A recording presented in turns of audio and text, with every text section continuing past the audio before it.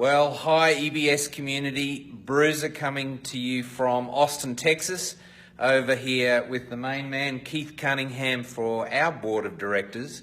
And I'm very excited because I've got a copy of Keith's new book, The Road Less Stupid. So congratulations on the book, Keith. Thank you very, very much. And before I talk a little bit about the book, maybe I can just compliment you on the work that you're doing and the mentor that you chose, the coach that is advising you. Bruce and I have worked together for 10, 12 years at this point, and so you have got an expert and a pro on your team. And I know that because of the work that Bruce and I are doing, and I can tell you that I take as many notes from his board as I do from all the other people on his board cumulatively. So well done. Thank you. Well done. So guys, I've asked Keith just to mention a couple of the key messages in this book. So would you do a little bit of an overview for the gang back home? If I ask you the question, how much money would you have right now if I gave you the opportunity to unwind any 3 financial decisions you've ever made? Just think about that number for a second. Most people tell me that their net worth, or the amount of money they would have, would be multiples of the amount that they actually have.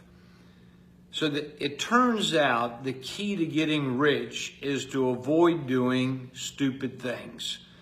I don't know about you, but I've made my share of mistakes, and the mistakes that I made, I call a dumb tax. That's money that it cost me by doing something stupid. And the reality is, most of those mistakes were made by generalizations that I might have made, maybe obsessing about Oz instead of really thinking about the yellow brick road. Maybe it was a faulty assumption that got made. But most of my mistakes, and if you look at it, most of your mistakes are a result of those 3 things as well. I think my fatal flaw probably has been the illusion that I could somehow create sustainable financial success and beat the odds with just determination, willpower, sweat. And it turns out that's not true. I don't think we beat the odds by somehow working harder, although I won't minimize hard work. I'll tell you this, I think the real secret is that if you think, you plan, and execute consistently, and you worry about the possibility of loss, the likelihood of success goes up. The Road Less Stupid. I think you're going to enjoy reading it. Thanks very much, Keith. And look, guys, I'm bringing home 3 suitcases this time, 2 of them full of these books. And I've decided that I'm going to shout the first 100 people that want a copy of this book because I've read a little bit of it and I'm already, going to read the whole thing in probably by the time I get home. So it's a free copy. This is how it's going to work.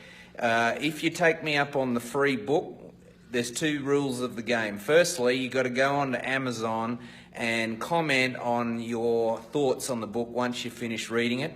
And number 2, you're going to do a quick synopsis, little, half page, 1 page, share it with your board, share it with your EUP group, or you're going to send it to me if you're in a one-to-one environment. Either way, I think that just locks in the learnings, plus it shares it with the group.